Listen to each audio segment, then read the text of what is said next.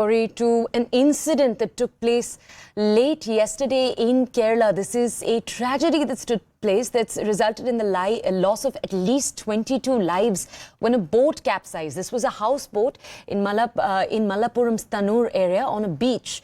This is a houseboat that at around 7:30 p.m. in the evening capsized. Now, of the total between 35 to 40 people that were actually on that boat, we haven't been able to get a confirmation on the exact number.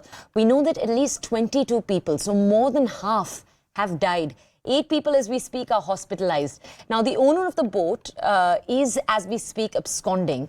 Rescue operations took place immediately after, but there was some delay because there was no boat in the region that could take on the rescue immediately, which is why rescue operations were delayed slightly. They are underway as we speak. Postmortems have also begun.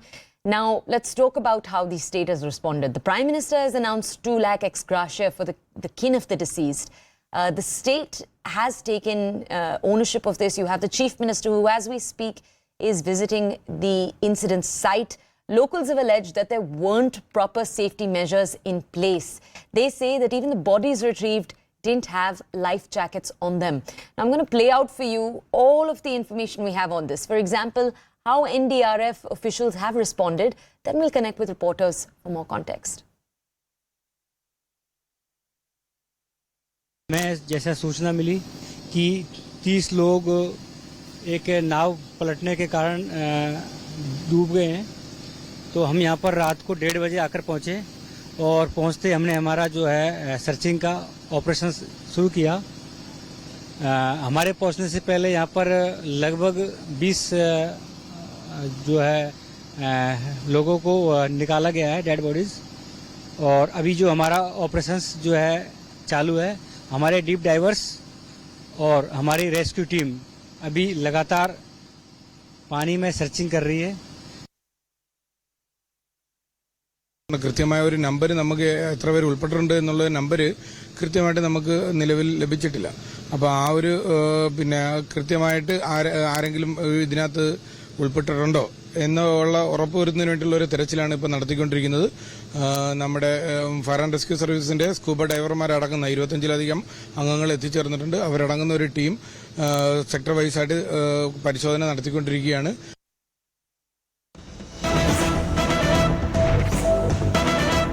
Okay, we have some breaking news we're moving to right now. The visuals you can see on your screen. Chief Minister Pinarayi Vijayan, who we told you had arrived at 10:30 a.m., so a little more than 2 hours ago, to take a look at the accident site. He's also met relatives of those who have deceased as we speak. That's taking place. On your screens right now, you can see those visuals. The Chief Minister has responded. Now, let's go over to my colleague, my colleague Neetu, to understand more about how the state has responded to this entire incident. Neetu, if you could bring us the details. The Chief Minister, after meeting with the families and after having an assessment meeting with his cabinet colleagues, and he also met with the MLAs and the party leaders in that area.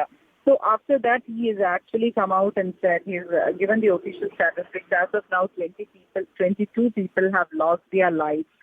10 people are hospitalized. 2 of them left the hospital. 8 are still under treatment. And he also said that 5 people swam across to the shore and they reached safely. This is what the Chief Minister has said after a meeting and after having the review meeting. And he said that the special investigation team of the Kerala police will look into what really happened, what are the causes and all that. Also, a judicial commission inquiry has been announced. So in this, they will also have technical experts in the commission where they can look into the technical aspects also. So these are and also the Chief Minister has announced 10 lakh ex gratia amount to the families of those who have lost their lives. Young children are there among this. 9 in a family and 11 including close relatives of that same family have lost their lives. So the scenes coming in from there are heart-wrenching. And the search is still on. According to complaints from the family, 1 8-year-old boy is still missing and the search is still on for this. The NDRF teams are also there. They are searching and combing the entire area, including using underwater cameras to see. So As of now, the biggest difficulty was that the administrators, nobody knew how many people were there on board.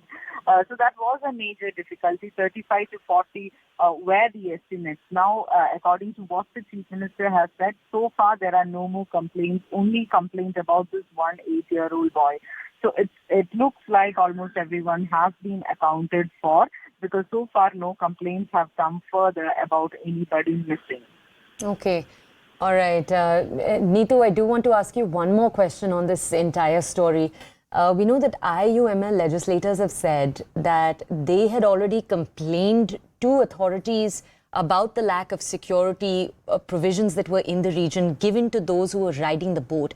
I just want to understand, you told us that the government has already announced in the state that there's going to be a judicial commission that's going to be investigating this. But as of just today, have we had any response on the safety aspects and why they were overlooked from the government?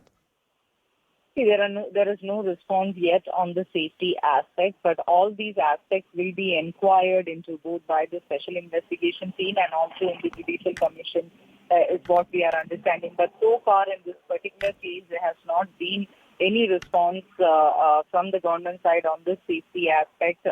And also it just happened last night, so all the focus was on the rescue mission.